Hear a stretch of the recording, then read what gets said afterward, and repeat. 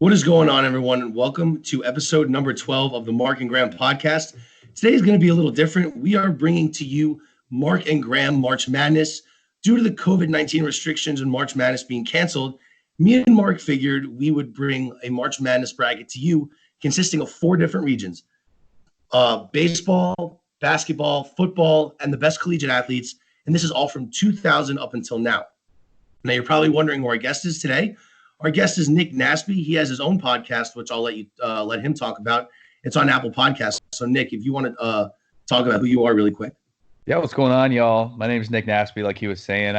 I am the host of a podcast called NBA Draft Stories. Essentially, what I'm doing is I'm taking stories from the draft, which is, in my opinion, the coolest day. I've watched every draft since I was about 8 years old, and I take cool stories from that. So up to date, we have draft busts, draft gems, and I just did a walkthrough of Wilt Chamberlain's career. So I'm going to be going through that. There's a whole lot of content that I'm covering on it. I usually try to keep them about an hour or so.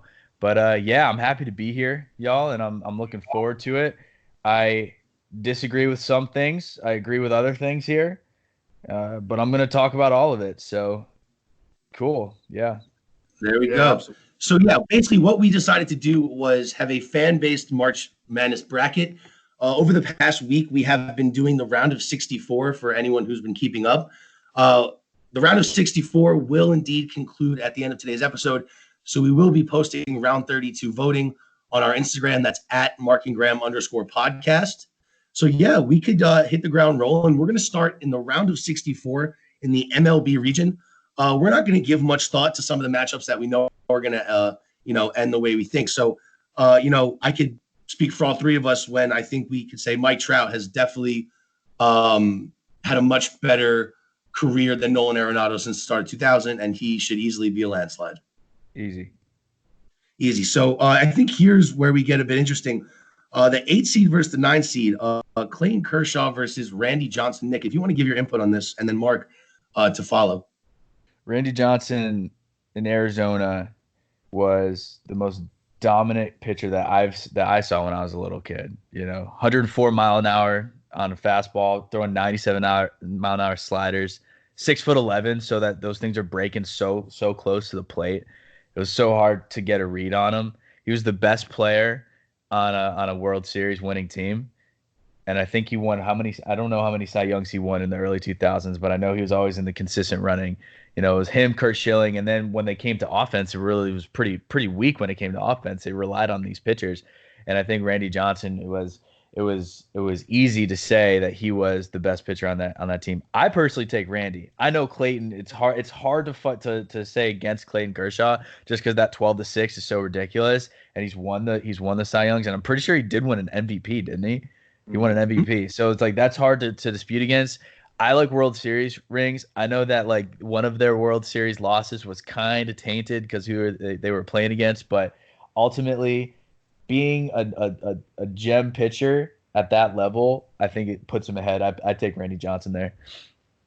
Got it. So, Mark, where do you see this? Do you dispute with Nick, or do you think the fans voted wrong and should have elected Randy Johnson over Clayton Kershaw? So now I believe Randy Johnson did win the voting, but I'll play devil's advocate and make a case for Kershaw, even though I will probably give Johnson the edge. Randy Johnson had 4 Cy Youngs, which is an absurd number. Actually, it might have been 5. Sorry, 5. That was 5, yeah. And see, the issue is, though, he played 22 years in Major League Baseball, so his numbers are a lot of it has to do with longevity. We don't know how long Kershaw is going to play. And we're talking about since 2000, a lot of Randy Johnson's best came between 1995 and 2005. So some of them are pre-2000. So I want to be fair there to Kershaw at least. But Randy Johnson still won 3 of his Cy Youngs in the 2000s and his World Series. So I think there's a case for both players, but like you said, I like winners and I like players that perform in the playoffs. And the biggest flaw to Kershaw's career has always been he doesn't show up in the playoffs.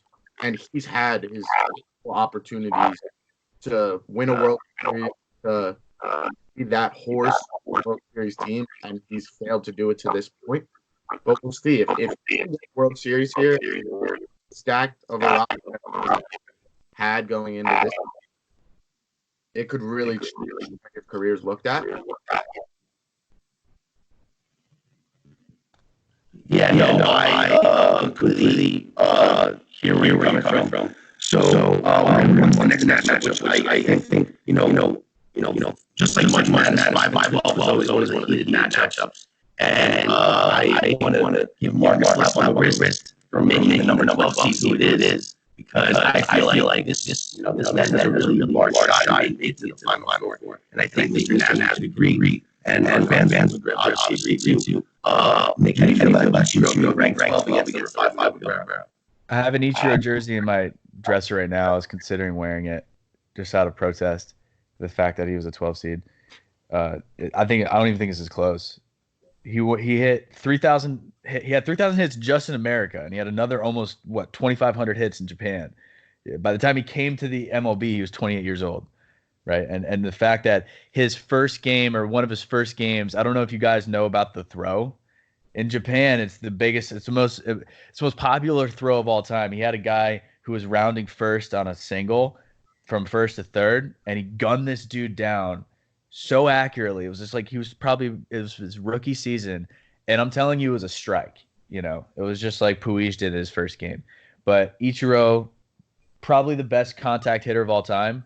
If we had another 6 years of him, which we could have if he played here from the beginning, there's no doubt in my mind he probably would have competed with Ty Cobb for hits, which is to this day for a lot of people probably one of the most untouchable records of all time. And so I think that Ichiro is easily wins this one, and I think that there's gonna be a lot of cases against anybody on this bracket for Ichiro too. So I take him. Mark, do you feel as if you misjudged Ichiro and should have ranked him higher? Honestly, I agree. I think he definitely has a case over. Miguel Cabrera was ranked a little bit too high here. Now, Miguel Cabrera's prime is, he's the closest player in our generation to the Triple Crown ever. He was unbelievable, and people forget that. So I think it's more about Ichiro, how great Ichiro was, than how bad Miguel was, because obviously he wasn't bad. Honestly, I always look at Ichiro a little differently because of a lot of people will consider him the all-time leading hits player in baseball, because a lot of people were saying, oh, he broke the record when you add his years in Japan. But for me, I just think of that so separately.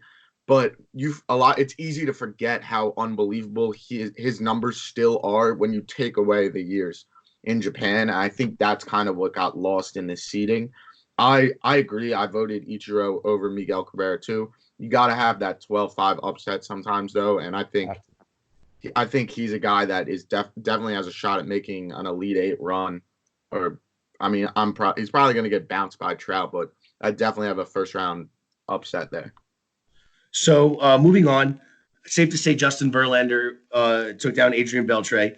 How do we feel about David Ortiz versus Max Scherzer? I want to get both of your opinions on this, because personally, I feel like Max Scherzer has been, since 2012, 2010, I feel like Max Scherzer has been the most dominant pitcher in the MLB.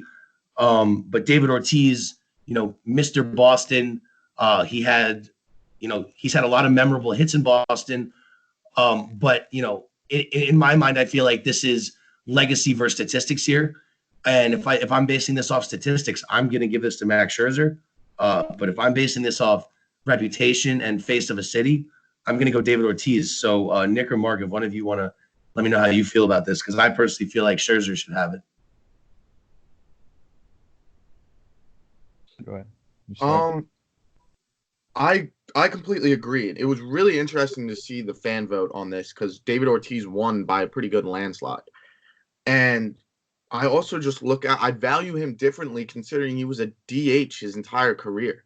How do you now? The biggest stat in baseball they consider nowadays is WAR, and I know people a lot of times go back and forth on this, but a player like Ortiz's WAR is not gonna be anywhere near comparable to Scherzer because he didn't play the field for a lot of his career. And that's something that's really important. I mean, you talk about Ichiro Suzuki being underrated. He was phenomenal in the outfield on multiple Gold Gloves.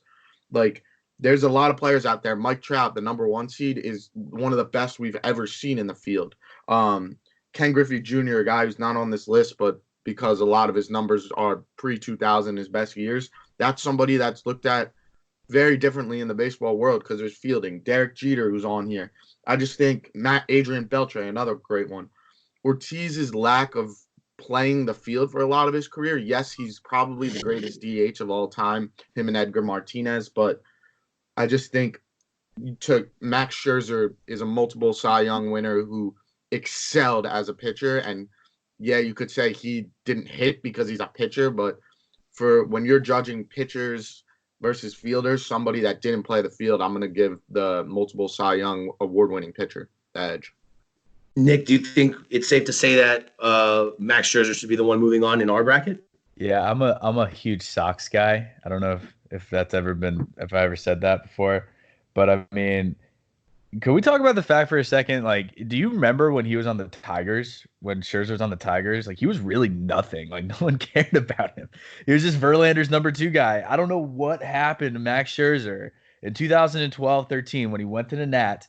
All of a sudden, this guy is pitching 250 strikeouts a season, every season. You know, he had 2 no-hitters in the same season in 2015. He's got 3 Cy Youngs. He's got his World Series now. Like, there's just no question really with that. Yeah. Unfortunately for me, and it kills me to go against Big Papi, but you know. What's even crazier than that is people forget even because I completely agree. I always think that Scherzer came out of nowhere, and he was very good on the Tigers, but he was on the Diamondbacks before that for years as like a fourth, fifth starter and was nobody. It's really unbelievable that the way his career took a turn. Unlike his teammate like Strasburg was the golden child from like the time he was at San Diego State. I watched his first game. I remember that. Unbelievable. It was Steven Strasburg's first game was like so anticipated, and he was he never turned out the way he got the elbow, bro. You know how it goes. The elbow goes, the pitcher goes, you know. So this is the first matchup in which the hosts have disagreed with the fans. So in our mind, we think Max Scherzer should be going on. 3 versus 14, not even a competition. Jeter over Buster Posey. Do I have any opposition to this? It's even insulting that I asked you that question. Derek Jeter is Mr. Yankee. Here's where things get interesting. And again, as a Yankee fan, I am going to give Mark a slap on the wrist. The best closer in baseball being ranked number 10. Thank God the fans voted him over A-Rod. Again, A-Rod's a great player, but it's Mariano Rivera. I don't really need to defend him. I think he's the best closer. He is the best closer in baseball history. Nick, how do you feel about this? You throw one pitch for 20 years and no one can hit it. Like, he throws one pitch for 20 years and still no one can touch him. And he was a unanimous Hall of Famer. I just can't. Like, A-Rod, I can't ever look past A-Rod, like the stuff in the steroids and stuff. Like, I just can't look past it. I know that doesn't make a career, but I also know that that's probably why Barry Bonds isn't on this. Because if it wasn't for it, Barry Bonds is like number 2 on this. Because Barry Bonds was a stud, you know what I mean? So I can't look past it entirely. I know that he's got a lot of great statistics and stuff. But man, Mariano Rivera is just as a Sox guy, I even love Mariano. You can't not love him, It makes only sense that he wins this. So there we go. Mark, do you feel as if the fans, made the right choice? And do you feel like Mo? Absolutely. And I was really interested to see how that matchup would turn out because I left Barry Bonds off this list for that reason. I didn't really want to embrace that debate, even though I have my own opinions on it. I think he's obviously got his place on here in some people's minds. His numbers are that great, but I just kind of wanted to avoid it. Now, A-Rod's a different story in a lot of senses because his steroid situation was a little bit less reliant, I can say. But I wanted to see how this would turn out because A-Rod's numbers really are phenomenal when you look at the course of his career. But I think the fans got it right. I was happy to see, like you said, I'm not a Yankees guy, but Mariano's unbelievable. I just heard the story recently that A-Rod, I think, told. A-Rod's told on like a podcast or something that Mariano Rivera one time at an All-Star game was talking to Doc Holliday, of my Phillies, and was teaching him how to throw the cutter at the All-Star game. And all of the Yankees teammates, Jeter, A-Rod, Posada, are all sitting on the sidelines going, what the heck are you doing, Mo? You're teaching one of the best pitchers in baseball, the most unhittable pitch in baseball. So really just the way baseball as a whole viewed Rivera, he's like the most respected player of all time. So I think he's a guy that honestly, with the amount of Yankees fans that follow this podcast, he could very well be looking at a long tournament run. So, all right. So there we go. Mariano advances 2 versus 15. I don't think we're going to have to debate much over this. It's safe to say Pujols defeats Jacob deGrom. Do I have any opposition to that? Love Pujols, bro. Awesome. Mm-hmm. Awesome. All right. So speeding things up a little bit because we have a lot of brackets to deal with today. We're going to move on to the round of 32 for baseball. Mike Trout versus Randy Johnson. This one in my mind, you got to give it to Trout. I think Trout is the perfect combination of fielding and hitting. His swing's beautiful. I think everything Mike Trout is Mr. Baseball. I really don't feel like I need to debate much over this. How do you guys feel about it? No, he's a prototype. Yep. Mike Trout. Easy. There we go. So Mike Trout advances to the round of 16. Next up, we have Ichiro Suzuki taking on, seemingly someone who doesn't age, and that's Justin Verlander. I still think Ichiro, for the fact that he was a global ambassador for the game, really bringing that Japanese style of play into America's game, baseball. Verlander's great, but I also just don't think in the grand scheme of things, since 2000, Verlander has had an impact on the game as really big and globally as Ichiro Suzuki. Nick? Verlander won an MVP too, which is big for a pitcher. And I think it has to be said that he won a Cy Young about 8 years apart. One of them was when he was like 36 years old. So that's a pretty big deal. But again, just like you said, Ichiro is different, man. He was just no one has had the contact ability of him since the early 20s. You know what I mean? So I can't put anybody past him. Maybe Pete Rose. I'll give it to Pete Rose over him. But in this case, I'm going Ichiro. Mark, do we have any opposition to Ichiro advancing over Justin Verlander? I don't, but I did want to ask you guys one thing, which is, do you think, because I was curious to see, I thought a lot of people I felt disrespected Adrian Beltre in this. He when you look at his stats, he's really phenomenal. But I was curious to see if Verlander would have a hard time because of what went down recently with the Astros. And do you think that's something that's going to be looked on negatively for the pitchers' careers, or only the hitters in that situation? Just the hitters for me. Yeah, I really think it's just the hitters. The pitchers knew about it. They got to do their job still. Obviously, it didn't affect Garrett Cole, who just got a $300 million contract. It just goes to show. So Ichiro. Yep, I think Ichiro is the winner. All right, so we picked Max Scherzer, so we are going to advance Max Scherzer. Max Scherzer versus Derek Jeter. Again, I just think it's hard. I'm a Yankee fan, and I was able to see Jeter transcend a game, from start to finish of his career. That's why I'm gonna have to say Derek Jeter. But it seems like Nick might think otherwise, so I kind of want to hear what he thinks. And then Mark, I definitely want to hear what you think. So yeah, why do you guys think, if you do, why should Max Scherzer be the one who advance here? I don't think that, first of all. I think that Derek Jeter should have been a unanimous Hall of Famer. I don't know who the dissenting vote was. I think they actually did a report on who it was or something. Yeah. They tried to figure out who the guy was because there's just one, right? Was it Levitt? He's probably a Boston guy. But dude's got 3,500 hits. You know what I mean? Like I can't say anything against Derek Jeter. He was never a problem. He never was an attitude guy. He never had any issues that would cause people to really dislike him. And if you see like the diamond of all the girls he was with when he was playing, that was pretty impressive as well. So, there's a lot to say about Jeter. I have him beating Scherzer any day of the week. All right, Mark, do you agree? Absolutely. Yeah. Just All right. for the legacy of their career as a whole, I mean, like we talked about earlier, Scherzer had a period where he wasn't really anybody. The minute Jeter came on the scene, he was one of the best shortstops in the league. All right. This one, I feel like, again, based on the seedings, you think there'd be a little more of a conversation. I personally feel like Mo advances over Albert Pujols just because of, what Nick said. You throw one pitch for 20 years and still no one can hit it. It's just unbelievable. Not once did you see Mo decline. He tore his ACL. He had to battle through so many things, and to see that pitch was still unhittable.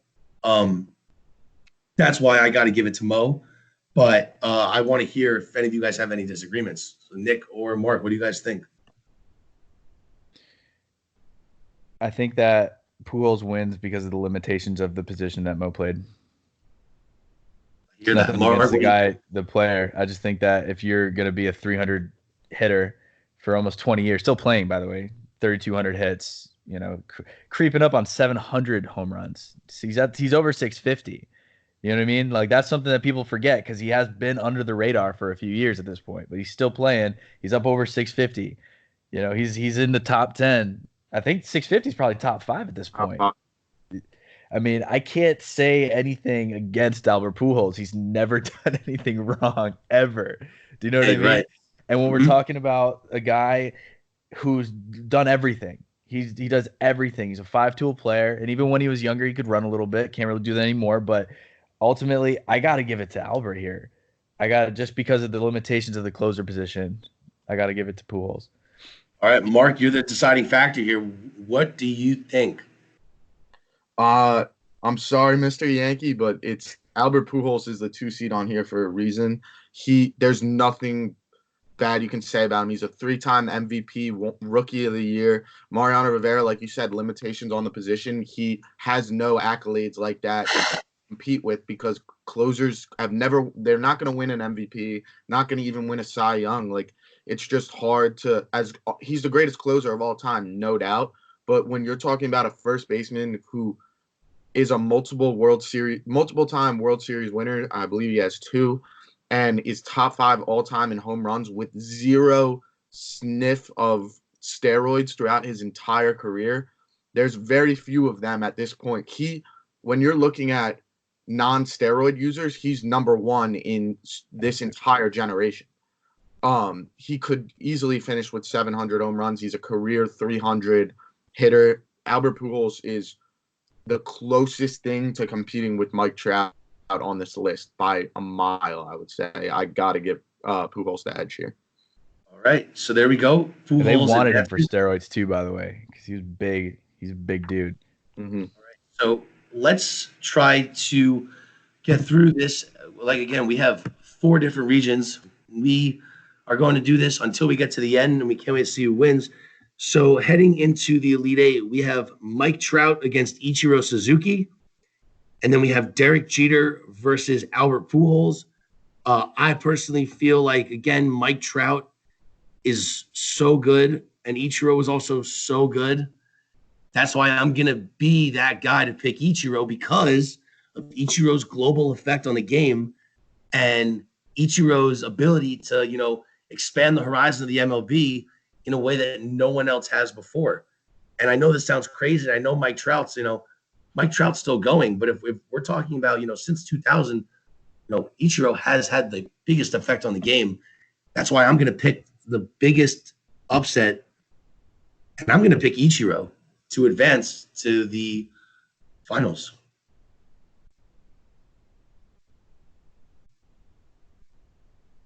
Who's next?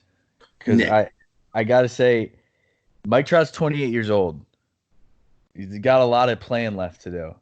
By the end of his career, we're going to put him ahead of Ichiro, and that's no doubt. But right now, as it stands, it has to be Ichiro, right? I mean, the only thing that Mike Trout does better is hit for power.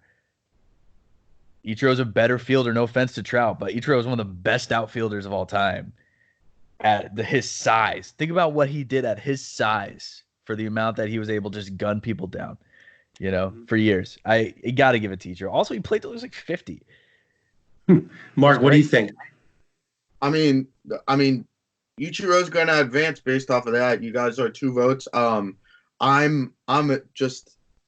that guy that will always like. My question to you guys would be: would you put Mickey for their career? Would you put Mickey Mantle ahead of Ichiro?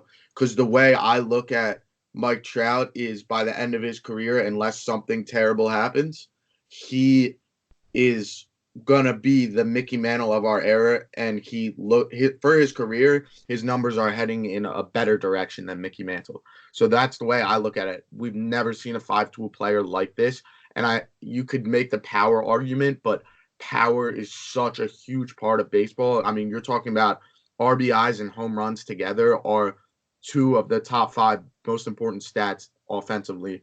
And Trout has the huge edge in both, and it's not like he's still an unbelievable fielder and stole a lot of bases. So that's why I got to go with Trout. Not to mention Ichiro never won a ring, so neither has Trout, and that's the biggest argument against Trout is, will he ever win? But of all players to argue against, he has that in common with Ichiro, so it's not like Ichiro even has the leg up there. Just to descend real quick, Ichiro had 262 hits in his season, and no one on that list of top hits in the season had done it after 1950. Crazy. Everybody from like the teens, Ty Cobb era. You know what I mean? That's just it blows me away. So then we're gonna have Derek Jeter versus Albert Pujols. I want to know who wins that, and then real quick, who then loses or wins against Ichiro. So personally, I feel like Derek Jeter wins just because, he's the face of the Yankee. He's Mr. Yankee. Derek Jeter in my mind is the epitome of a baseball player. But again, you could say the same thing about Albert Pujols. So I'm just gonna have to be biased here, and I'm gonna say Jeter goes on to beat Ichiro, and Jeter is the winner out of the MLB region. That's where I'm standing. Nick? Pujols is a better player than him. It's like really simple. And also, a lot of Jeter's career was in the 90s. So if we're talking 2000 after, then it's Pujols. I mean, just the numbers. You got me there. And he won a ring in St. Louis. It's not like he doesn't have a World Series. I think he's got 2. No, he's got 2. Is it? I think he's got 2. He got 2 times. Yeah, 06 and 2011. He won it twice. He got 3 MVPs. I mean, I just can't take anything away from him. I think he wins this entire thing, personally. You think he wins the entire thing? Mark, what do you think? No, I mean, if you're not going to give me Trout, you're definitely giving me Pujols. The other thing about him is he won the Rookie of the Year in 2001, and he's still playing today. So he is the epitome of the 2000s, baseball-wise. Jeter's unbelievable, but he was, like you said, a lot of his career is in the 90s. And the way I look at it, too, is positionally. If you're going to be the best in this bracket, you got to be the best at your position. All time, Pujols is unarguably the greatest first baseman of all time statistically. Jeter has a case against like a group of 5 shortstops all the time. I'm talking Cal Ripken, you're talking Barry Larkin, you're talking A-Rod if you want to make that argument. So he's in the conversation with a lot of guys. Pujols, his numbers stack up favorably against the likes of Luke Gehrig, to be honest. So and Jimmy Fox, I got to go with Pujols there. All right, so it looks like I have been outruled, and Pujols is going to be our winner out of this bracket. Nick, in your mind, who was the biggest snub of the MLB region before we move on to the NFL region, which is a little easier? Oh, we had one before, didn't we? Shoot. I had a name in mind. Oh, I think it would probably be Manny Ramirez, I have to say. Manny Ramirez. I think Manny should have been up there at some point, but it's hard to put him into like DeGrom or something. So we all agree, though, that Pujols would be over Ichiro. Yeah. Okay. All right. Agreed there. All right, so we're going to move on to the NFL bracket. We're going to speed this up a little bit more. The NFL, it's not like baseball where these guys are playing for 20 years, and football, you have the peak, 5 years, unless your name is Tom Brady, and the rest of your career is kind of held together because of your past accomplishments. So, we're just going to fly through the first round real quick. Tom Brady versus J.J. Watt. I think it's safe to say Tom Brady advances there. Number 2, Peyton Manning versus Tony Gonzalez. I think Tony Gonzalez is the best tight end of all time, or one of the best tight ends of all time. But Peyton Manning, there's really no argument to be made there unless there is. Higher in seeding, but I think Peyton wins this. Peyton wins this. Mark, you agree? Absolutely. Number 3, Aaron Rodgers versus Champ Bailey. Again, with the NFL, it's so quarterback dominated, and it's just so hard to not pick a lot of quarterbacks. So definitely appreciate Mark for trying to pick a lot of defensive players. But when you look at the bracketing, you have to put the quarterbacks higher, just statistic wise. Effect on the game. You just have to. So again, Aaron Rodgers versus Champ Bailey. Champ Bailey was great, but Aaron Rodgers. No one throws it like Aaron Rodgers made the Hail Mary like an actual play in the playbook. Defenses actually had to set up a Hail Mary defense against the Packers because of Aaron Rodgers. So yeah, I think Aaron Rodgers takes down Champ Bailey. Do I hear any disagreements? No. Nothing. Again, another really good matchup of another quarterback who just has so many accolades. Drew Brees versus Terrell Owens. And this isn't bashing Terrell Owens. I think Terrell Owens is, a 5-year-old little girl on the inside, but Terrell Owens could play, but I think Drew Brees is just simply amazing, and he's father time. Nick, how do you feel about this one? Oh, T.O. was a baby. I didn't like T.O. I think he's insanely talented. He's got a couple Super Bowls. He's a very good wide receiver. Drew Brees is just he's on a different level. Also, my Final Four is already picked in this one. I think anybody can probably guess. Can we hear your Final Four? I'm actually kind of curious. It's Tom Brady. Come on, he's the greatest quarterback ever lived. I hate the Patriots, but it's Tom Brady, right? Like, who else on this could even be close to him? Mm-hmm. The only people who could compete are people in other sports who have done what he's done in other sports. Do you know what I mean? So I think that's pretty clear. I definitely agree. How do we feel about Ray Lewis versus Ed Reed? Mark or Nick? Now that was really interesting that matchup played out because obviously they're teammates and anchors on one of the best defenses of this decade. But I have to go with Ray Lewis because he was like he's the captain and the anchor of that defense. When you look at the two of them, I feel like longevity wise, Ed Reed sort of hit a bit of a decline at the end of his career when he went to Houston and whatnot. Ray Lewis went out with a Super Bowl. He finished at the top of his game as probably the best linebacker in the league, if not top ever. And now he's exactly one of the best linebackers of all time. So I got to Ray Lewis there. Ed Reed, in my opinion, is the best safety of this generation. So it just tells you how unbelievable that defense really was. You know what? I will say this though, and I want to shake it up a little bit. This has nothing to do with the bracket, just because I think it's safe to say that Tom Brady, in my mind, Tom Brady's going to win the whole NFL region. Mark, do you feel the same?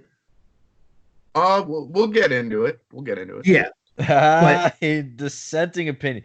By the way, Ray Lewis was the most important player on a Super Bowl team, and as a defensive player, that's so incredibly hard to do. So it's always Ray Lewis. He also may or may not have killed somebody. I also that's pretty cool. I'm going to say this right now. If Sean Taylor had never been killed, 100%. I think Sean Taylor would have been the best safety of this generation. He would have been probably number 8 on this list. Mm-hmm. I think Sean Taylor. You could have put Sean Taylor for what he did before he got killed on this list. Yeah, he didn't have the stats at that point yet, but like the ability was you could just tell. There. Yeah, you just knew. And by the way, Ray Lewis and Ed Reed were on the same team in college too. Pretty cool. Yes, they were. That Miami team, Catholics versus convicts, came back to life. So another one I was really interested in, number 7, Adrian Peterson versus number 10, Randy Moss. People still voted Randy Moss over Adrian Peterson, which I think was the right move. Yeah. I think Moss deserved this one. Mark, do you agree that Moss should have won? No, I don't. That one shocked me. I like Randy Moss, but Adrian Peterson, that's a lot of disrespect there for probably. I mean, I think AP has even a case, and maybe not, but like him and LT, in my opinion, are, and which we got to get to that matchup too, the 5-12. But him and LT are the best running backs of this generation. I just think. I don't how much of Randy's career came pre-2000. He's definitely has a couple. None of them. No, he was all 2000s. Maybe it was Yeah. 99. That's close to me. I look at the top of his game. Adrian Peterson's prime years were some of the best football I've ever seen from that position. Whereas when I look at Randy Moss's, obviously I was young for the best years of his career, so I might be a little biased there, but I look at, as much as he's gone downhill now, the best years of Antonio Brown's career compare pretty favorably to Randy Moss, in my opinion. So, I don't know. Bro. Nick, let's hear it. He didn't even run routes. He just ran fast, man. Dude, I'm telling you, the first receiver I ever watched was Randy Moss just getting bombs from Culpepper. That's all he had to do was just run past you. The dude ran like an unofficial 4.23. Do you know what I'm saying? So it's like he was the fastest receiver of all time. He was 6'4", so he's one of the biggest on the field as well. I think Adrian Peterson has an incredible case against running backs, but I think for him versus Randy Moss, neither of them have a ring, by the way. So Randy has one in New England? No, he lost to the Giants. He lost that one. Yeah, that's right. If AP won a ring, I'm having more of a case for AP. I can't say anything bad about Randy Moss except he was like actually a bad person, but like he's a, he is best hands, fastest, decent route runner, best receiver at a time with a lot of good receivers. I got to give it to him. Now, honestly, just one last thing on that, but I really, being that I thought more of Randy only had 2 years that were in the 90s, so that makes me kind of change my mind to go with Randy Moss. I thought it was more than that, but the fact that most of his career did come in the 2000s and especially his prime, I can understand Randy Moss there. All right, there we go. So I think we could move on to the next. Actually, no, real quick. Gronk or Aaron Donald? Gronk. I'm going to say Gronk. Gronk. Aaron I Donald think hasn't done enough yet. Aaron Donald would have had a case if he wins that Super Bowl, but head to head, Gronk won them that Super But Bowl. why did he lose? Because Gronk beat him. And It's safe to say that we're looking at a Elite Eight matchup of Tom Brady versus Drew Brees. I don't think that's safe to say. Did we have LT? That's Sweet 16. Sorry. LT beating Woodson? 316, that's what I'm saying. What's up, Mark? Did we have LT beating Woodson? Yeah, right. Yes, LT did beat Woodson according to the fan vote, and I would have LT beat Woodson, period. I haven't beaten them too. Drew Brees advancing over Terrell Owens. Again, longevity-wise, that's why I picked Drew Brees over LT.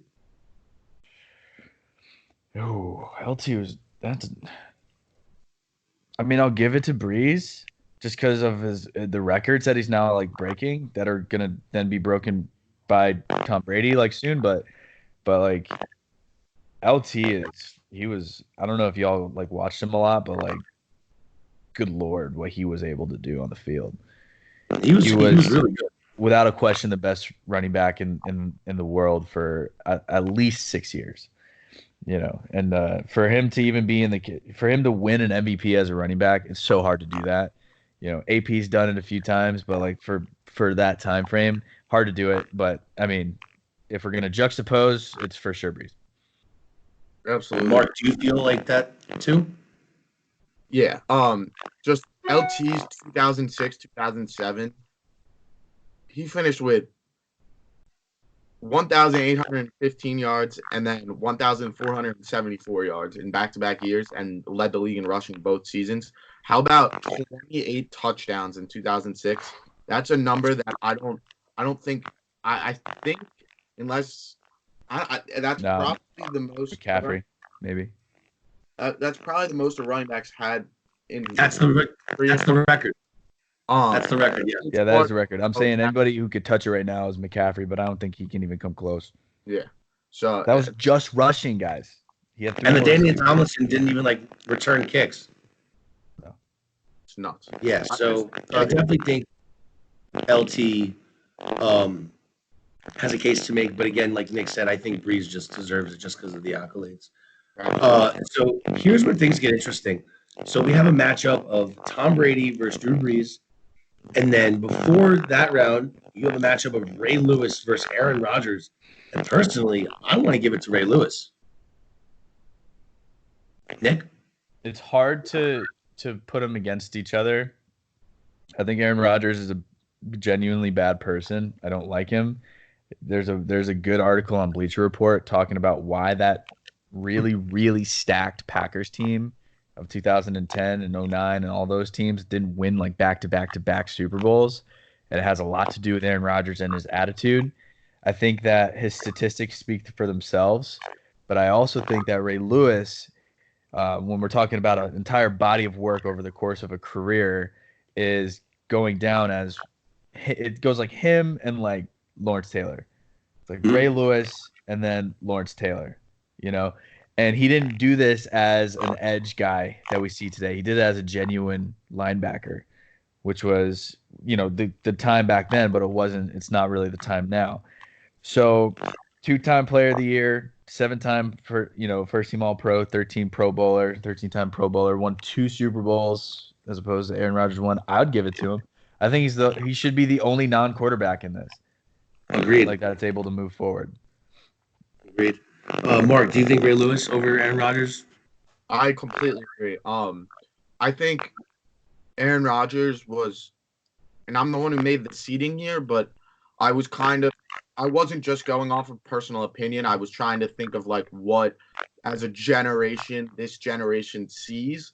And that's why Rodgers is seated where he is, because people look at him so favorably. But honestly, he's starting to see a lot of a decline over the past 2 years. Drew Brees is a guy who I look at more favorably than Rodgers because he hasn't reached that same decline, and he's still performing right now at a higher level, I would say. And just like you said, Rodgers' attitude is definitely a problem. I mean, I know this isn't our business to really get into, but there's stories out there. Aaron Rodgers doesn't even talk to his family. Doesn't. They don't communicate anymore. His brother, who was in the NFL and was on The Bachelorette, I think, they don't communicate whatsoever. Him and his brother Jordan. Not that that's a football conversation, but I think that speaks to why he doesn't have those Super Bowls and why a lot of the great players that he's played with have left and gone elsewhere. And Ray Lewis, it was an anchor of one team his entire career and won more Super Bowls. So I'm going Ray Lewis. Read that article on Bleacher Report. It's interesting because it talks about all of that stuff. Him and McCarthy, they're both like the same. But so just because we want to get to every single bracket, we still have 2 left. I'm going to attempt to expedite it a little bit more. Looking at this bracket, a matchup that screams out to me. I personally think Peyton Manning advances no matter what against Randy Moss or AP. I think Ray Lewis puts up a good fight against Peyton Manning in the next round, but I still see Peyton Manning advancing. This is all just my personal opinion. And I see us having a matchup between Manning and Brady at the end, and Brady advancing. I don't think I just can't see anything that would take away from that. I think it's all 4 quarterbacks. Well, 3 quarterbacks and Ray Lewis, and then Peyton, Brady, and Brady wins. Exactly. So that's my pick coming out. Mark, do you agree? Do you disagree? How do you feel? No, I'm gonna agree. I was gonna play devil's advocate, but there's really no argument. Brady should be coming out of this bracket. I just Peyton Manning went regular season wise. You can't forget that. If this was only regular season, Peyton Manning's my guy. He's the best. He's the best season by season quarterback, regular season wise, statistically that I ever saw. But Brady wins championships, and that's why there's no debating it. He's definitely the winner of this region.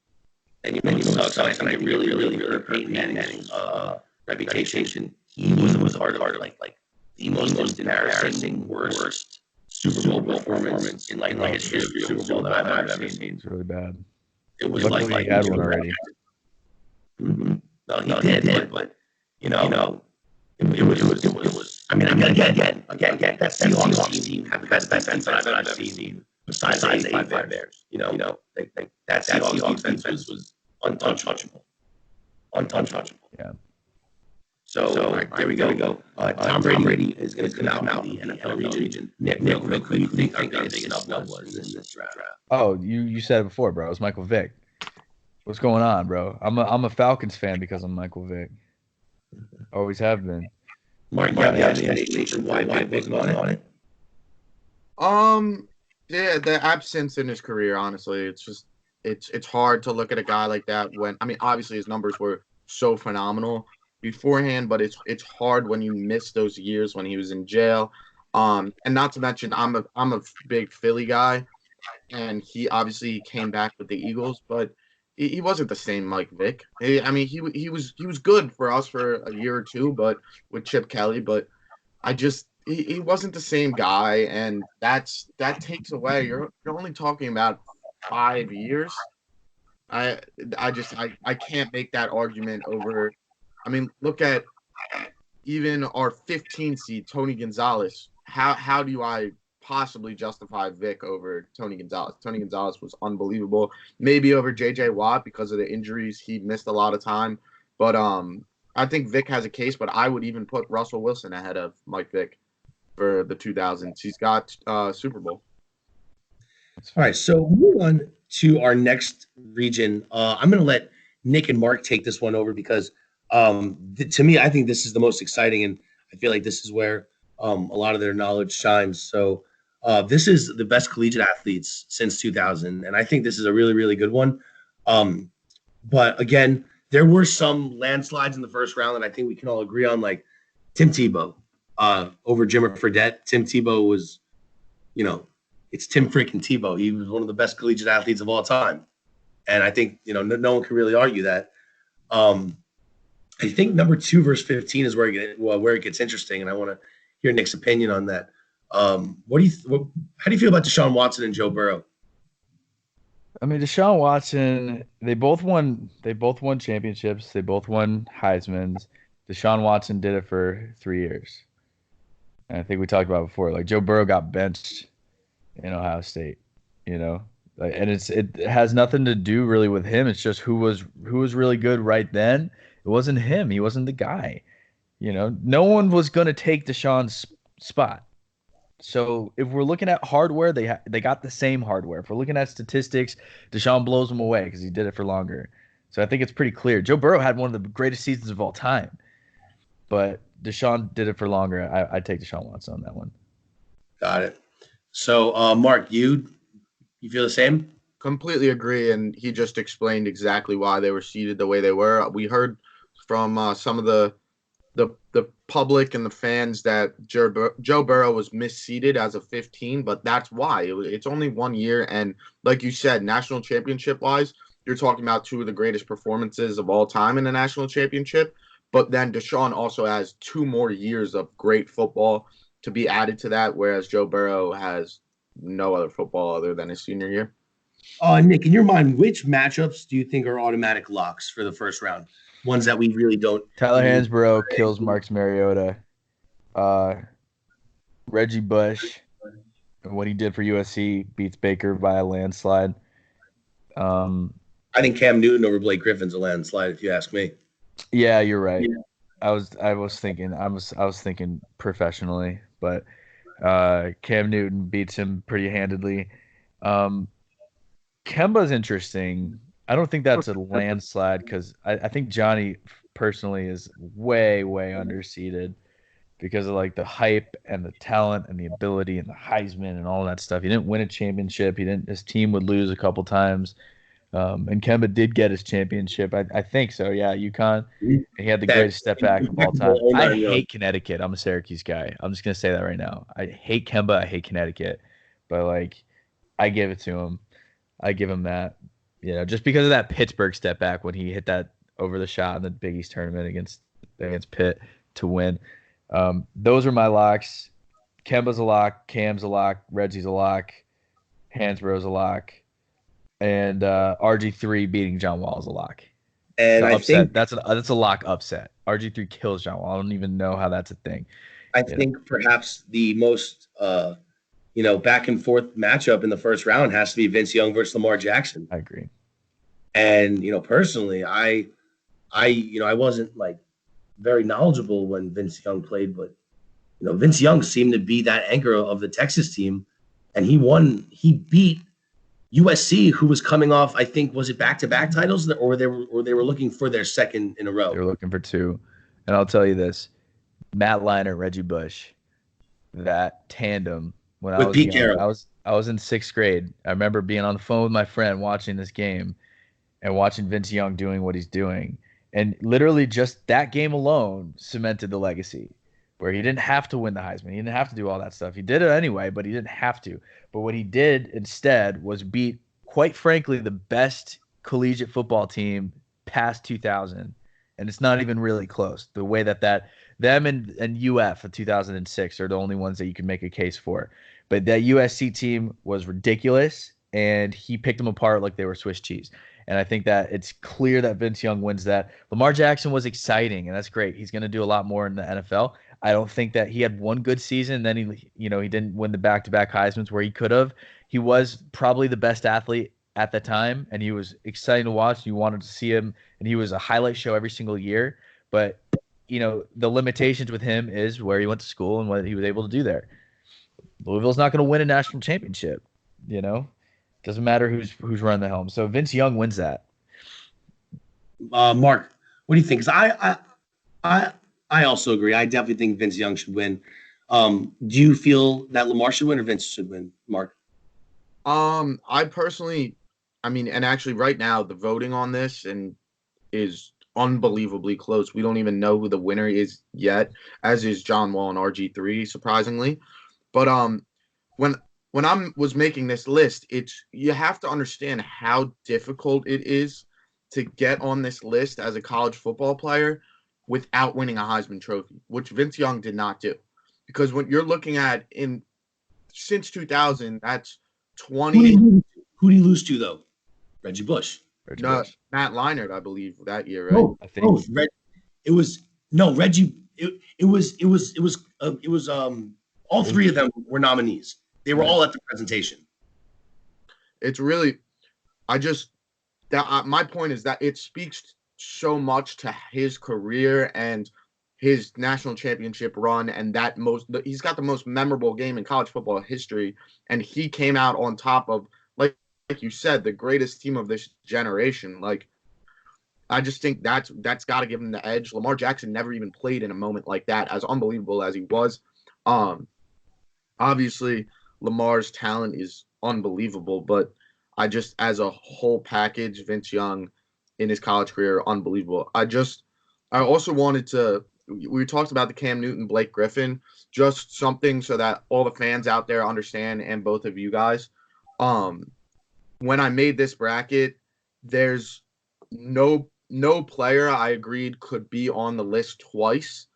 So that explains there are some huge absences in the college bracket. For example, Steph Curry, exactly. Yeah. Because I didn't want to be in a situation where, God forbid, Steph Curry made it to the Final Four in both regions. He's playing up against each other. So just to make it fair, like I had to leave out some guys like that. But yeah. So in my personal opinion, if we're looking at the Final Four guys that are going to make it out of this bracket, I'm looking at Tim Tebow versus Reggie Bush, and then Cam Newton versus Vince Young. That's how I feel about this. Those are my final four coming out of this bracket. Nick, what do you, in your mind, what four guys are left standing in this bracket? And then Mark. Four guys. I would say the Kemba Cam. We're gonna take Cam. I'm gonna take Deshaun over Vince because Vince really was just one game at the end of the day. It was That's a great true. game, best game, but let's not talk about the fact that Deshaun beat Alabama. You know what I mean? Yeah, that's He true. beat them. That was a great game too, and everyone hated Alabama. You know, people hated Alabama more than they hated USC. So I think that honestly is a big deal too. Up top, I'm gonna take. Oh man, I'm gonna. I'm gonna go with Hansbrough. I'm gonna go with Tyler Hansbrough. He didn't do anything in the NBA, and that's the best. I love these kind of stories where it's like you see how the college game isn't transferable all the time to the NBA. And Tyler Hansbrough is a great example of that because there was nobody like him in college. There was nobody at that school. There was nobody in the ACC or in the NCAA who played the way that he played That and white was boy was able to tough. do what he did. You know, and he was a star on a star-studded team, and he won a championship. Who was I on want that to say team? it was him and like Danny Green and like and Ty Uh, Lawson? no, was he? he was Danny Green was on the team, I think. Oh no, he was Danny. after. Shoot. Oh man. It's just Carolina just pops them out so fast, man. It's Yeah. hard to it's hard to But know. yeah, Tyler Hansbrough was very dominant. Ty Lawson was a little bit after, I want to say. I think Ty Lawson and Danny Green were for sure together, but I don't think I think Hansbrough might have been gone by then. Um, Either way, the team was goated, and I think that he was the star of a really, really good team. So I would put him against Reggie Bush or have him beating Reggie Bush. And then I mean, Tim Tebow's easy. That's he moves on. Mark? All right, so I listened to both of you guys, so I'll be the deciding vote on Tebow's unanimous. Cam, I agree with Cam unanimous. So I'm the deciding vote on Deshaun and Vince Young, and then Bush and Hansbrough. I'm gonna go definitely Deshaun beating Vince. And then I think Hansbrough and Bush is really close, but I'm gonna have to agree with Nick on this one because Hansborough's got the national championship. Bush lost the game. So I'm gonna go Hansbrough there. And then we got Tebow, Hansbrough, and then Cam and Deshaun. I think you got to go Cam. I don't know what it is. I get Cam played in a different playoff format in college. He didn't have the college football playoff. I get that, which I guess isn't a advantage to say pro Deshaun. I just can't get over Cam. You just knew this guy was different in college. I have not seen a guy in college play like Cam Newton did. That's just my personal opinion. And that's why I think Cam Newton beats Deshaun Watson, but loses to Tim Tebow. And that's why I think Tim Tebow comes out of this as the number one collegiate athlete out of this region. But I want to hear what you guys think. So, Nick? Deshaun Watson beats Cam Newton. I just think that it's another story of the Heisman Trophy is a storyline every season where you have to start and end with the story. Now, there's guys who put up the body of work over a course of years, and then that one season they get to the pinnacle where they're able to get it. I think that with Cam, a lot of what I think about Cam comes from his early days in the Panthers too, though. So I have to really narrow it down to Auburn, where I'm seeing, when we're juxtaposing these college careers, Deshaun had a better college career than him. It's just how it goes. He just had a better college career. And ultimately, Deshaun versus Tebow, he loses to Tebow, but I think he beats Cam. Got it. So, Mark, where are you on this? I'm gonna completely agree again. I think we all agree Tebow over Hansbrough, correct? Yeah, Yeah. Conversation there. Tebow come out of this the winner. And absolutely. And I think the only question would be Cam or Deshaun. And I agree. Body of work. When you're talking about just a season, Cam reminds me a lot of the Joe Burrow conversation. Those are the two greatest single seasons from a quarterback and national championship performances we've ever seen. But Deshaun, for his career, there's few players that like Deshaun never won a Heisman Trophy, but for the body of his career, he's one of the greatest college players we've ever gotten the chance to see. He's right there with Tebow, but Tebow's got the Heisman and a national championship. I got to go Tebow winning the bracket. Yeah, agreed. Mark said this like way long ago. I can't even tell you when Mark did say this to me, but it might have been one of like our early episodes during the summer. But he was like, I'll tell you why Tim Tebow is the best college athlete of all time. It's because Tim Tebow is the reason why people have this debate of whether or not college athletes should be paid or not. And when he said that to me, I was like, you're right. Because, you had kids buying number 15 Florida jerseys off the shelves, and Tim Tebow didn't make a damn dollar off of anything. Tim Tebow was probably my the biggest. issue with I don't personally like Tim Tebow right now because he had a chance to have a stand on that, and he chose to say that it's okay for him to not make money on it, which means that everybody else who's not on the boat now doesn't make money off of it. That's a whole different conversation. I get real heated about the NCAA and how much they shaft their kids. It's a joke and a half. If I'm Zion Williamson and I'm 18 years old and I have the most popular face in sports, not just in college basketball, but in sports, why can't I make money on my shoes? Why can't I make money off my face? That's capitalism. That's just how it goes. Anybody else can do it, Welcome to America, That's how it's supposed to be. It's not America, it's NCAA. All right, so far, just to recap, coming out of the MLB region, we have, I think we agreed on Albert Pujols, correct? Mm-hmm. Coming out of the NFL region, we have Tom Brady. Coming out of the college region, we have Tim Tebow. And finally, our probably the most exciting NBA. Now, again, this is one of those brackets where I feel like we obviously know who's had the most impact since the start of 2000, correct? Absolutely. Who? Ooh. Yeah. I think he goes by the name LeBron James. So, I mean, personally, I feel like these matchups are very interesting. Before we go into them, though, I will say this. I think LeBron James should come out of this as number one player in the region. Do you guys disagree? Potentially. All right. I think it remains to be seen. By the way, biggest snub of the NCAA is JJ Redick. It's not even close. JJ Redick. I like that pull. He was definitely a name that was considered. I think the most overrated name in here, looking back, is definitely John Wall. I think he should have been replaced, but once again, that comes from name and legacy. Like, people think college basketball, you think of what John Wall did that year, but you can put AD up there too. AD's. There's a few. Go ahead. In the first round, safe to say that LeBron James is going to advance over T-Mac. 8 and 9 gets a little interesting, so we'll get back to that. 5 and 12, I didn't think it was that competitive. Our viewers, our viewers pick Shaq. I pick Shaq, but some people think this, this is a little close. So if you, Nick or Mark, if you guys want to comment on if you think Shaq or Iverson should be spoken about a little bit more, I'd like to know.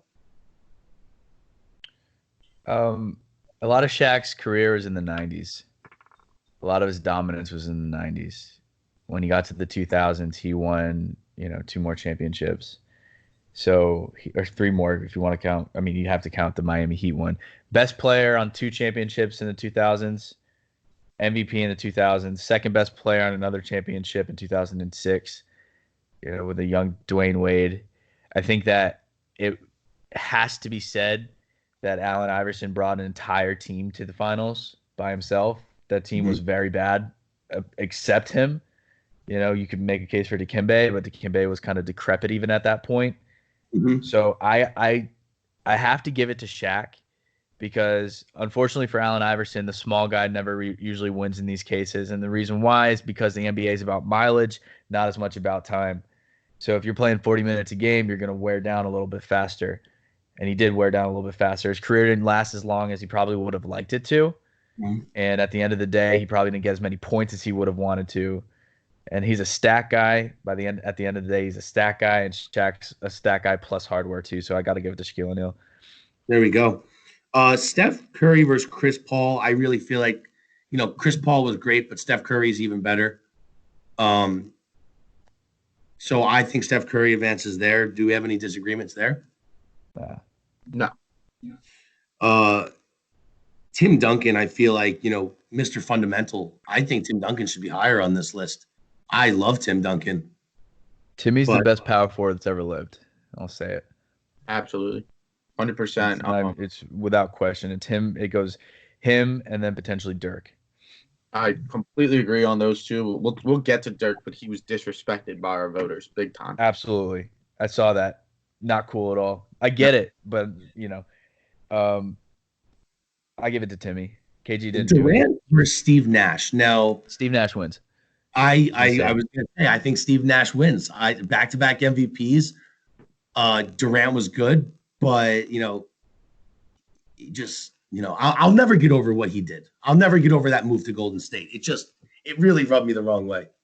I take the snake out of the equation, and I'm still left with Steve Nash having back-to-back MVPs. He was the best player on some of the best regular season teams in history. He was the best player on a Suns team that, if given today's circumstances of the NBA, would be a championship caliber team. But back then, the way that the NBA was played, it wasn't able to work.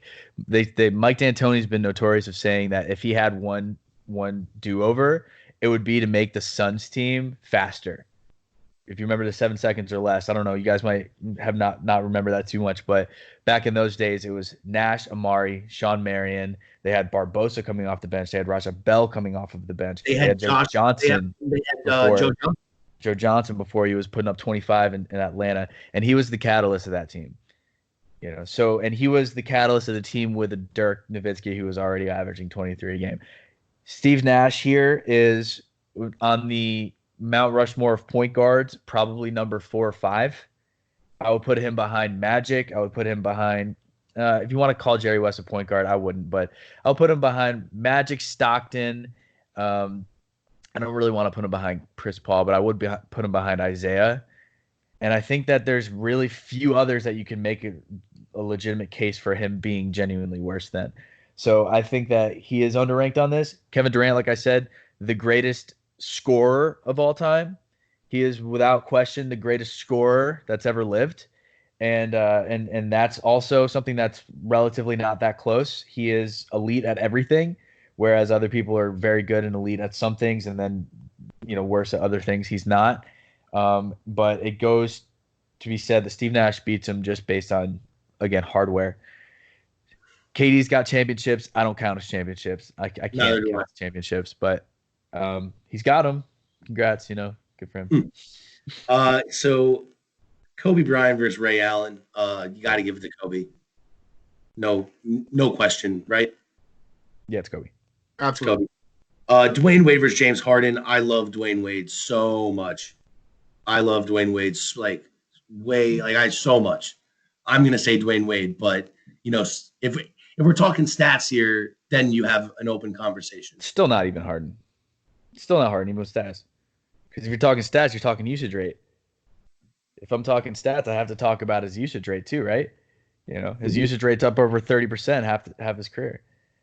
Ultimately, Dwayne Wade in 2005-2006 season had one of the greatest seasons in NBA history, and then he won a championship pretty much it was him and a bunch of decrepit old stars like Zoe and Shaq and Gary Payton and Jason Williams and Antoine Walker. All these guys were older. They're aging at that point. He was the most versatile too. He's ushered in an era of the tweeners where it became okay to be positionless, where we see that as being like a Steph thing. You got to remember, D-Wade came in as a 6'4" shooting guard at that time. That wasn't really too common. 6'4" was a very tall point guard, and you're too small to play shooting guard, but it didn't matter for him because he just played both. Dwayne Wade beats him very handedly in this, because on top of that, he's got a finals MVP and then 2 other ones. He's got a finals, and then he's got 3 championships and a finals MVP. So yeah, but a lot of those and defense. Sorry, that's it. When you look at those big 3 teams, I'm actually kind of curious how much of and obviously when I say this, I understand he secured the most important rebound in probably Heat history. And that's Chris Bosh. I'm just wondering how much of that Heat success during LeBron's tenure did did Chris Bosh really have? Because I never really got Chris Bosh as a player, and I always wondered if Chris Bosh wasn't on that team, would it have changed anything?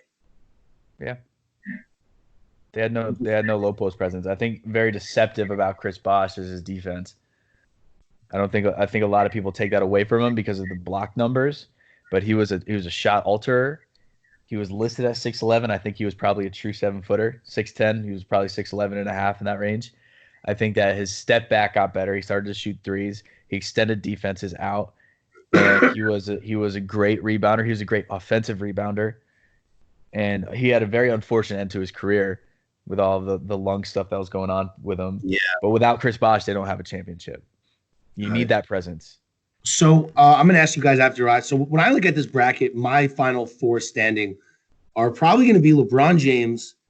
Oh, this is really hard. Oh God, this is really hard. I'm going to have to say Steph Curry. You know, yeah, I want to say Steph Curry beats Shaq. So I'm going to have LeBron versus Steph, and then on the bottom, again, Nash versus Duncan, just another really hard one. But just because of Duncan's, they call him Mr. Fundamentals for a reason. I'm gonna have Duncan, and then obviously have to go with Kobe. So my final four standing are Duncan, Kobe, Curry, and LeBron James. Let me hear from you guys, Mark or Nick. Yeah, we never went into that 8-9, but Yeah. I'm taking Dirk on that one. He was shit. Actually, I don't know. I kind of want to take Kawhi because Kawhi was the best player on two finals teams. You know what I mean? Kawhi's hard to take though because he was drafted in 2011, so we don't know the full extent. He's only 28 at this point. Look at that team that Dirk beat the Heat with. Like look at those guys that he was with. I talk about it in my podcast because I'm talking about draft gems and how he dropped down to 9 in 98. And he was the best player on a team with probably the biggest contrast in talent that I think I've seen ever, actually. A championship winning team, you know what I mean? Like you could make a case obviously for like the Sixers or whatever the case is, but the 2011 Mavs team, you go Dirk and then it's like Jason Terry. Yeah, Dirk, Jason Terry. Was Sean Marion on there too? Yeah. And Jason Peja. Tyson Chandler. Like there was a lot of good pieces, but he was clearly the star, and he was the catalyst, and he won that by himself pretty much. He had the best series in the Western Conference Finals that I think I've ever seen. Which was what? Who was he playing? I think it was the Spurs. It was the Spurs, or no, it was the Thunder. No, it wasn't the Thunder. It was probably the Thunder. It was 2011, so it was a little bit before the Thunder came into their own. I think it was the Spurs, and I know that he averaged over 30 a game, and he was just absolutely unstoppable. And he never looked like he could walk right, but he always put up 40 on you, and then never made sense. Kawhi Leonard in 10 years will be better than him. I'm putting Dirk ahead of him right now, and then he loses to LeBron. Against Shaq, Steph, Shaquille O'Neal's, the majority of his work was in the 90s. He was drafted in 92, so there was 8 years there where he was putting up a lot of numbers. I think with Steph Curry, the reason why he's going to be hard to knock out of this bracket is because he literally changed the game that we have today. He is the reason why the game is the way it is today. He is the reason why we consider a three-point shot to be an acceptable end to a fast break. He's the reason why a 35-footer is okay today. It's all because, it's literally just because of him. Nobody else. Do you know what I mean? He is the greatest shooter of all time, and it's not just because of his jump shot. Clay's got a nicer jump shot than him. Clay's probably a better catch and shooter than Steph is, but no one's ever been able to do what he does off the dribble. And that's the biggest part about him. So he beats Shaq out there. Timmy beats Steve Nash based on hardware. And then Kobe beats D-Wade just because D-Wade's like a poor man's Kobe Bryant, pretty much. Gotcha. I'll make my argument for D-Wade. I know I'm not going to win it, but I just think you said it before. Shaq was the best player on 2 championships. You said it yourself, Nick, right? Yeah. So I just think 3 championships. He's the best on 3. Yeah. So the issue with the Wade Kobe argument for me, is that Wade doesn't have the leg up there because LeBron's obviously the best player on his. but I have to look at Wade's first championship. And when he won in 2006, he's like you said, the leader of that team. He's leading a group of much older players that Shaq was on that team too, but a depleted Shaq. Wade's the best guy on that team. He led the NBA in scoring in 2008 and 2009 too, averaging 30.2 points per game. People forget about that. So that was right before LeBron came there, I believe, and they lost to the Hawks in a 7-game series in the first round. So they got bounced early that year, but he was probably the best player in basketball that season. As for Kobe, people forget that they fell short in 2004 and 2008 on completely stacked teams. And then you look at the second half of Kobe's career, that's where people don't talk about the last 6 years of Kobe's career where he really just dragged on, and he was playing on bad basketball teams where he wasn't, and he never took a step back for those teams. He really didn't. It was stat compiling and not much success at all. I just think Dwayne Wade, for the longevity of his career, obviously statistically he'll never compete against Kobe Bryant, and that's why I would still give Kobe the leg up here. But Dwayne Wade has his case for really being a bigger part of a championship team by himself with Shaq on both teams. When Wade was with Shaq was obviously a little bit older and more washed up, but I think for sure Shaq carried 3 championships for Kobe and Wade carried Shaq's championship. I mean, Kobe and Shaq both were astronomical in all 3 of those championships. They were both over 35 a game in 2000. Shaq just happened to be the MVP, and that's kind of where it came from. You can't win without Shaq back then. I think with D Wade, it was a case of 23-year-old Dwayne Wade just against the world in 2006, where he just had a season for the ages, and then kind of slumming it for a few years, where they get like Beasley and like the bad draft choices and all that stuff, and then LeBron comes. But I mean, Kobe was unwilling to change. Kobe was unwilling to leave. He wanted to get his numbers up.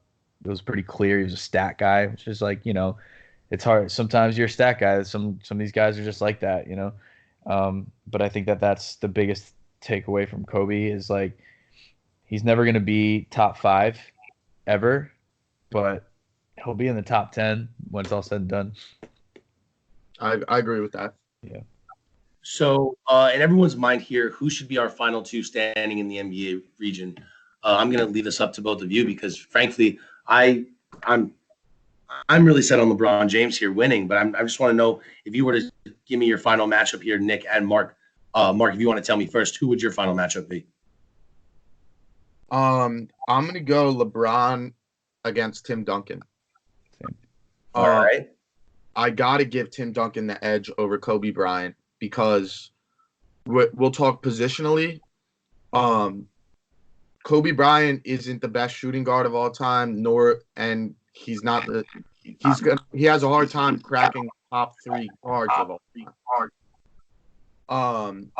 Tim Duncan is inarguably the best power forward of all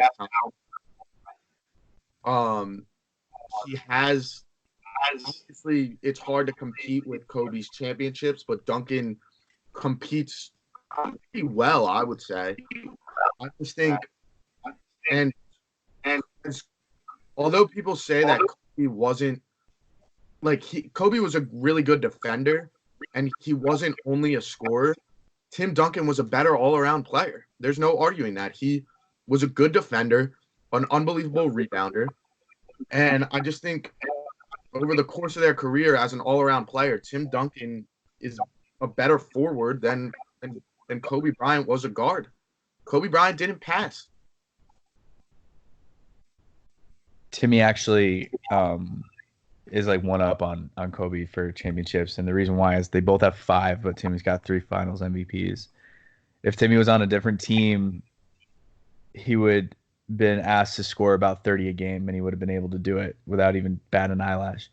He was the best player on 3 championship teams, including 2 of them that had David Robinson on them, and he was still the best player on those teams. He's up over 26,000 points, and he did this while playing on a role. He was literally a role player, a star role player on a team that required a bunch of people to do their job. You know, the reason why they don't consider them as much of a dynasty is they never went back to backs. But that's for me, that doesn't matter at all. It doesn't matter at all if they didn't win back to backs because they won 5 times. Timmy is the best power forward, mainly because that position's been pretty weak, historically. Most of the guys who are great power forwards then choose to then go to 5 and go to center. The only ones you can really make a case for is like Karl Malone, who stayed up 4, and like KG, who won the 1 championship in Boston. But it's Timmy at the end of the day. Timmy beats Kobe, and it has a lot to do with Kobe just being a kind of a ball hog, and the way his career ended too. So in your mind, who is our last LeBron. one standing from the NBA? LeBron. It's clear, yeah. All right. So now that we have all of our final 4, Nick, so looking at the matchups, it is going to be LeBron James versus Albert Pujols, and then Tim Tebow versus Tom Brady to decide who goes up against the finals. And I kind of like this matchup. Going in the finals, I kind of want to look more at the effect on the game, as a whole. So really, Nick, where do you see this finals going, and who do you think comes out on top from each side? So if you're talking effect of the game plus stats, LeBron easily wins against Pujols. They both have incredible stats. LeBron's stats are better. If we're juxtaposing different sports, it's kind of hard to do that sometimes. But then we go into the effect on the game. Pujols is faded into pretty much obscurity. That's never going to happen to LeBron. Baseball's not as it's not as right in your face of a game, but at the same time, it's possible to be a big name and constantly be a big name in baseball. Now, LeBron James is in a players' league where he has shaped the game as we see it today. He has been a kid that we looked at since he was 16 years old. How hard it is to beat expectations as a number 1 draft pick in that draft. How hard it was to beat the expectations, and the expectations that we had for him that were astronomical. They were out of this world. We expected him to be the second coming, and he literally beat it. He did better than we expected. That's the case for LeBron James here. It's just really hard for anybody to go up against that. By the way, the NBA snub is Carmelo. That's a good one. I actually didn't think about that, but Carmelo, that is a good snub. I like that. So yeah, I'm going to agree with Nick here. I don't really think it matters. I know LeBron is going to win everything. LeBron's just he's not just an athlete. He is a global ambassador to literally every sport. If you see LeBron throw on a soccer jersey, soccer is going to grow. LeBron is a majority owner of a soccer team. LeBron has globalized a game. Even baseball, LeBron goes to a Cleveland Indians game. It's almost like what Travis Scott does with the Rockets. Travis Scott becomes a Rockets fan and loves the Rockets. Everyone's gonna people add into that. It's just if LeBron is in for something, people are gonna be in for something. His teammates are gonna be in for it. And that's why I think LeBron should win the whole thing. I'm with Nick here. Mark? Yeah, no, absolutely. When you look at the landscape of the sport as a whole, too, dating back to all of its existence, Pujols will never be in the conversation for the greatest baseball player of all time.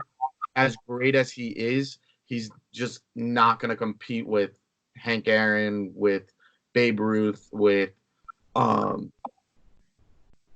honestly, some might say Barry Bonds. There's going to be arguments always around there. LeBron is always going to be in that conversation with Jordan. You think of those two. Pujols, you don't think of right away the way that when it comes to the greatest baseball player of all time. So I got to give LeBron the edge there. And then going to the other side, I think we can all pretty much agree that Tom Brady's got to be the choice there. And it's hard because we're trying to look at just college sports in general, which I think we made the right choice. Tim Tebow is the face of college sports in this generation. But as a whole, Brady just blows him out of the water at the grand landscape of the game, which leaves you with a very predictable championship, I would say, Tom Brady versus LeBron James. That's hard. And now, hard. I think, though, I'm going to give my take on this based on what we just talked about and affecting the game globally. I just think you have to take into account the way Tom Brady's viewed in this country. And as unbelievable as he is, he's met with so much more resentment than LeBron is. And I think people forget that even if you don't like LeBron, you can never make an argument about his character and his integrity to the game of basketball. There's no argument to be made there. Where Tom Brady, obviously he's the greatest football player of all time. There's no debate in that, but there's always going to be a cloud for him of not only cheating scandals and moments like that, but how about the Belichick versus Brady debate? Has LeBron ever had an argument that a head coach carried him to a championship? If anything, it's been that LeBron was the head coach. Literally. Tom Brady, we're waiting to see this year was the mastermind Tom Brady or was it Belichick? We don't know. Belichick's had a winning record with Matt Castle as his quarterback and brought them to the playoffs. So we will find out if Tom Brady really was the mastermind or if Bill Belichick was just that great. But I just think it's important to keep in mind that LeBron has never had a coach carry him. Yes, basketball is a different game. The coach doesn't make as much of an impact. I just think LeBron, the way he's viewed globally and as an ambassador of his sport, I'd argue that Brady isn't even the ambassador of football. He really isn't. He's not the face of it. Peyton Manning was more of a face of football than Tom Brady ever has been. I think it's important to note that to take it a little bit less with the Bucks season this year because he is like 43 years old. You know what I mean? Like if he was like 30 and he was dropping goose eggs, then okay. But I think with Tom Brady, we don't question the greatest quarterback of all time anymore. A lot of people were holdouts for Joe Montana. No one questions it anymore. He is the best of all time, right? And like he's done it with very minimal when we're talking about legitimate, genuine athletes at receiver. Like he's done it with a lot of interchangeable pieces. He's always been the centerfold. He's always been the piece that holds the glue that holds it all together. And he's gone now, and you can kind of see that he chopped the snake head off, and now it's all kind of going apart. And we don't know that yet, but we'll see as it goes along. Now, there's two things that are going to take away from this. How's Jarrett Stidham going to play this year? Is Jarrett Stidham going to be is he going to be a Pro Bowler? And now it's just like clearly Belichick. And two, of course, like you said, how's Brady play in Tampa Bay with Bruce Arians? So there's those two. Going back to your point, greatest football player of all time, greatest quarterback of all time, and that debate is no longer anything that we can say. But with LeBron James, it's always been a case of he has been the best basketball player that's ever lived. And no one has questioned that for about 10 years at this point. He is the most talented player that's ever lived. If we were having this conversation in 2011, it would be a lot closer because we did have a lot of resentment towards LeBron. I did, at least. When he did the decision and went to Miami, I had a lot of resentment towards the way he did it and what he did to Cleveland. We got over it. He went back to Cleveland. He won his championship. He redeemed himself back in Cleveland. He's up over Kobe. He's up over 33,000 points at this point. There's, without question, he's going to break the record. He's going to break the record for scoring. He's going to be in top 5 for assists also. Nobody on that list is even close to having one or the other. On the other list of the assists, barely cracked 20,000 points for anybody. So the fact that he's been able to do what he's done in the window that he's done it in and be an ambassador, like you said, for the game, he is the face of the NBA, and he will be the face of the NBA until he quits. He's probably not going to stop playing until he's about 40. There's a good chance he's going to play with his own son, which is pretty cool. And at the end of the day, there's nobody that we can say the only takeaway, the only reduction from LeBron is Michael Jordan. If there was no Jordan, we're not even debating this. If there was no Jordan, LeBron is the greatest sports player that's ever lived because we don't have anybody to compare him to. Right? We don't have the greatest champion of all time to compare him to. But now we do. We do with Jordan. So he's lost finals, which is a problem for a lot of people. I don't really care about that. If we're juxtaposing, if we're comparing, Brady's lost Super Bowls. So like there's that, you know. And so 8 straight finals, pretty much for a few of those teams, it was just him and Kyrie. Like that's the truth. And Kyrie's a weird person, so I don't really want to go into that. But he is the best athlete right now. He is the best basketball player ever. He is the second best NBA player behind Michael Jordan. And I think that he beats Brady just because of what he's done for the game of basketball since then. So yeah, there we have it. Mark, do you have any final thoughts? Or no, I think I'm happy with the way things played out. I think we definitely have a good bracket here. I just want to point out some of what I would say like the surprising, based on seeded upsets or Cinderella stories. Were one, I'm happy with the way Tim Duncan turned out. A 6 seed makes it to the Elite Eight. I think very deservingly so. Steve Nash beating Kevin Durant as a 14 seed. That was a big one. Ichiro makes it to the Elite Eight, beating Trout. I think in hindsight, it makes a lot of sense when you're looking at the body of work. Since 2000, Trout still has a lot of his career to go. And that was a theme of the bracket. Players that have a lot of their career to go. Like Kawhi Leonard, who might finish as a top 3 seed in a bracket like this, but he still has a lot of his career left. We also saw Ray Lewis beat Aaron Rodgers. I like that one. And Cam Newton, I guess, made kind of a run, but not exactly. Deshaun Watson deservingly beating him. So yeah, that was Mark and Graham Madness. Again, this was just our vote. We are going to be starting the round of 32, starting I think probably tomorrow. Again, follow us on Instagram at Mark and Graham _podcast on Instagram. Nick, thank you so much for joining us. Thanks for having me. Today was awesome. No problem. Again, anytime, any comments, questions, concerns, you can always reach out to us on our Instagram. I'm Logan, that's Mark, and this was our guest, Nick. And this was Mark and Graham Madness. Again, we will be posting the round of 32 starting tomorrow. Thank you so much, and we will see you guys next week. All right, continue to vote. We'll see you guys.